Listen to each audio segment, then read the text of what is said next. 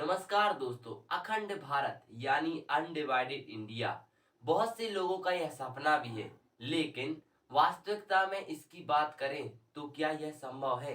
यदि हाँ, तो किस प्रकार? चलिए समझते हैं हम आज के इस छोटे से वीडियो में। सरदार वल्लभ भाई पटेल, जिन्हें कुछ लोग फादर ऑफ अखंड भारत कहते हैं, क्योंकि उन्होंने बीपी मेनन के साथ मिलकर भारत की 500 से अधिक रियासतों को भारत में एकजुट किया और एक हमारे वर्तमान भारत का निर्माण कराया। इसके अलावा अगर हम बात करें अखंड भारत शब्द जो है, इसका मतलब यह है कि जो वर्तमान जो बॉर्डर्स हैं इंडिया की, उसके अलावा और ज्यादा और कई गुनी विकसित जो बॉर्डर्स हैं, उसको अखंड भारत के अंतर्गत शामिल किया गया है। लेकिन अखंड भारत लोगों की सोच पर निर्भर करता है। पहला, कुछ लोगों का मानना है कि अखंड भारत वह है जिसमें पाक ऑक्यूपाइड कश्मीर और पाक जो अक्साई चीन वाला जो कश्मीर है, वो दोनों अखंड भारत के हिस्सा है। ये पहले लोगों का मानना है। दूसरे लोगों का मानना है कि जो पाकिस्तान है और बांग्लादेश है प्लस जितना भारत है, वो सभी अखंड भारत का हिस्सा है। तीसरे लोगों का मानना है कि जो बांग्लादेश, पाकिस्तान, अफगानिस्तान, श्रीलंका, ये सभी अखंड भारत के हिस्सा है। लेकिन चौथे लोगों का मानना यह है कि अफगानिस्तान से लगाकर आप कंबोडिया, मलेशिया, वियतनाम, ये सभी अखंड भारत के अंतर्गत शामिल किए जाते हैं। तो क्या अखंड भारत बनना पॉसिबल है? तो मेरा जवाब होगा हाँ, अखंड भारत बनना पॉसिबल है और मैं इसको सपोर्ट भी करता हूँ। यदि यह सभी देश मिलकर एक अखंड भारत का निर्माण करते हैं तो इससे बहुत सारी समस्याओं का समाधान हो जाएगा। पहली समस्या तो यही होगी कि भारत, पाकिस्तान, बांग्लादेश, जो अफगानिस्तान, कंबोडिया, मलेशिया जैसी देशों में बॉर्डर नहीं रहेंगी। आप यदि चाहें तो भाई लाहौर से लेके मलेशिया तक, आप इंडोनेशिया तक बिना कोई वीजा के, बिना कोई सिक्योरिटी चेक के आप वहां पर छुट्टियां मनाने जा सकते हैं। दूसरी बात, यहाँ पर जो मिलिट्री में जो डिप्लॉयमेंट में जो खर्च किया जाता है पैसा, उस पैसे का उपयोग हेल्थ, एजुकेशन और भी अलग अलग इंफ्रास्ट्रक्चर में लगाया जाएगा और देश के विकास में योगदान दिया जाएगा। और तीसरी बात हो जाएगी कि जो एक्सरसाइज ड्यूटी और जो इम्पोर्ट एक्सपोर्ट ड्यूटी लगाई जाती है एक देश से दूसरे देश में, वो ड्यूटी खत्म कर दी जाएंगी और जिससे बहुत ज्यादा व्यापार बढ़ेगा और व्यापार बढ़ने से देशों में अर्थव्यवस्था सुधरेगी और देशों की जीडीपी और इकोनॉमी भी बढ़ेगी। फायदे तो कई सारे हैं, लेकिन कैसे पॉसिबल है इसको करना? कुछ लोग को यह सोचना है कि भारत देश अपना सैन्य शक्ति का प्रयोग करके अन्य देशों पर आक्रमण करेगा और उन देशों पर कब्जा कर लेगा और वहां पर अपना अखंड भारत का निर्माण करेगा। लेकिन आप यहाँ पे सोचिए कि यहाँ पे दो बातें जो है मुख्य रूप से बातें काम आएंगी, जैसे कि एक अनैतिकता और दूसरा आपकी हो जाएगी इंसानियत। क्योंकि यदि आप किसी भी देश पर हमला करते हैं तो वहां पर जितने भी सैनिक होंगे जो उस देश को लड़ने के लिए और प्रोटेस्ट करने के लिए आगे आएंगे, उनकी भी मौत होगी, जिससे इंसानियत शर्मसार होगी। और अनैतिकता की अगर बात करें तो यदि कोई उसका विरोध कर रहा है, तो जैसे अंग्रेजों ने उनको, भारत देश के जो स्वतंत्रता सेनानी थे, उनको जेल में डाला था, वैसे ही अगर भारत किसी भी देश पर कब्जा करता है तो उस देश के नागरिकों को भी उसको जेल में डालना पड़ेगा।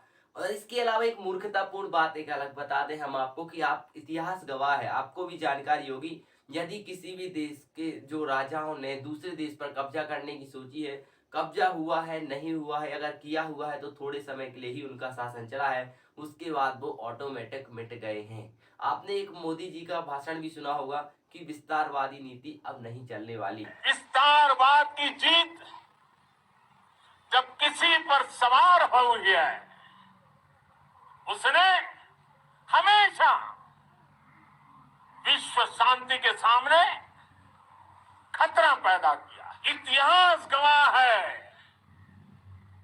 कि ऐसी ताकतें मिट गई हैं या मुड़ने के लिए मजबूर हो। आपके लिए देश के मायने क्या है? जरा 2 सेकंड सोचकर देखिए कि देश में आपको क्या अच्छा लगता है। पेड़ पौधे, धरती, जो आपका रेगिस्तान हो गया, ये सभी अच्छा लगता है कि फिर आपको देश के लोग अच्छे लगते हैं?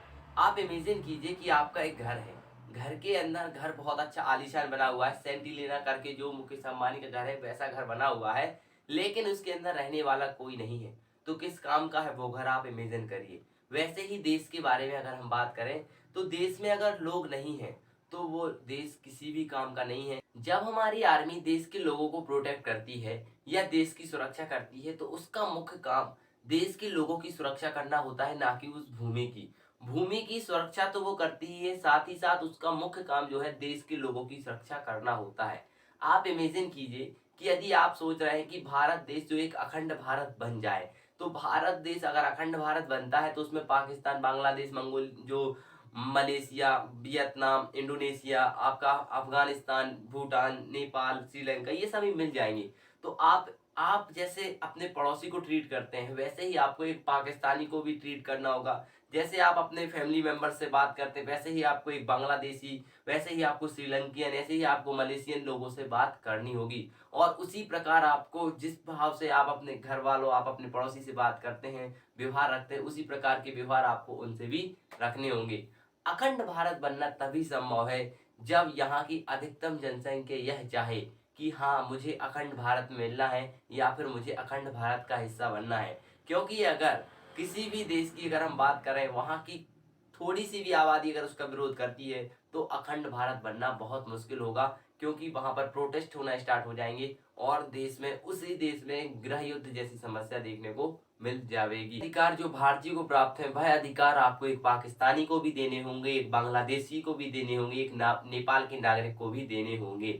इसके अलावा अगर हम बात करें क्या इसके लिए कोई पहले प्रयास हो चुके हैं, तो जी हाँ, साल 2012 में सुप्रीम कोर्ट के जज एम काटजू ने इंडियन रीयूनिफिकेशन एसोसिएशन का गठन किया था। उनका मानना था कि हम भारत, पाकिस्तान और बांग्लादेश को एक करें, क्योंकि जो अंग्रेजों ने तोड़ तोड़ कर हमारे भारत और बांग्लादेश और पाकिस्तान को अलग किया था, उन्होंने समझा कि भाई इसको फिर से एक किया जाए।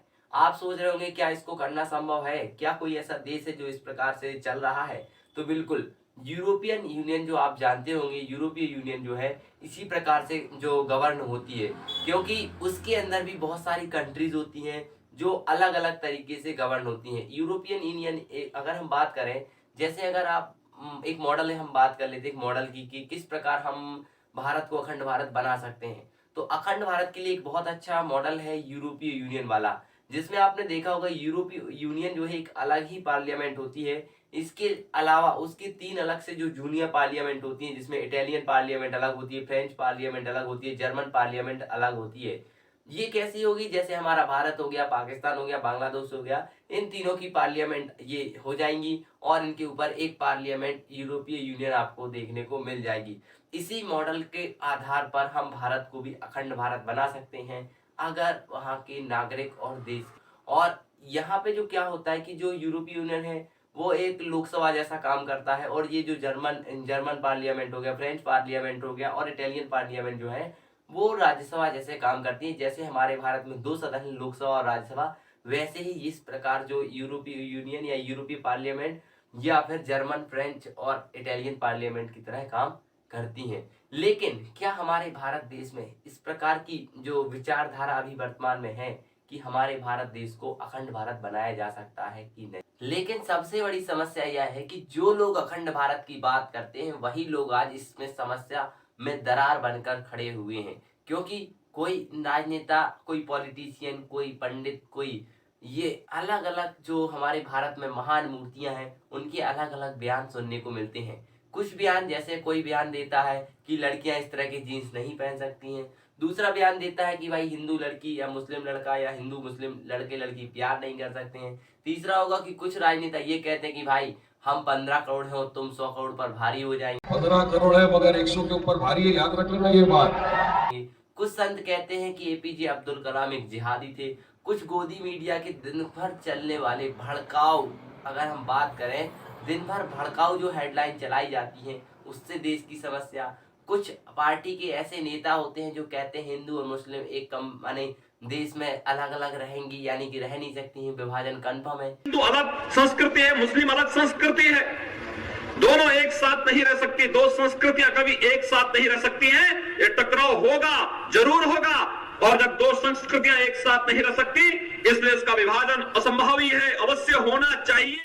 यानी अगर आप सोचें, आप इमेजिन कीजिए कि जितना भारत अभी है उतना अच्छा नहीं लग रहा क्या? अभी तो आप बात करते हैं अखंड भारत की, लेकिन आप कह रहे हैं कि हम इसी भारत को ही तोड़ के अलग कर देंगे। तो अब यहाँ पे यही जो क्रिटिसाइज हमने किया है और हमने आपको एक मॉडल भी बताया कि किस प्रकार हमारे भारत देश को अखंड भारत बनाया जा सकता है और कौन कौन से कारण हैं जिस कारण से हमारा भारत अखंड भारत बनने में अपना कदम आगे नहीं बढ़ा पा रहा है, इसी सब के चलते। और देखिए, एक ही आपको मालूम होगा, एक हाथ से ताली कभी नहीं बजती है, क्योंकि भारत देश के ही राजनेता या भारत देश के ही नेता बस ऐसा नहीं बोलते हैं। आप पाकिस्तान चले जाइए, आप अफगानिस्तान चले जाइए, आप श्रीलंका चले जाइए, मलेशिया चले जाइए, कहीं भी जाएंगे आप, वहाँ के जो नेता राजनेता हैं वो इसका हमेशा विरोध करेंगे। लेकिन शायद ऐसा कोई समय आए जिस समय हमारा भारत अखंड भारत बने, और मुझे उम्मीद है कि आपको ये वीडियो बहुत अच्छा लगा होगा। मिलते हैं हम एक बार फिर आपको नेक्स्ट वीडियो में, तब तक के लिए नमस्कार।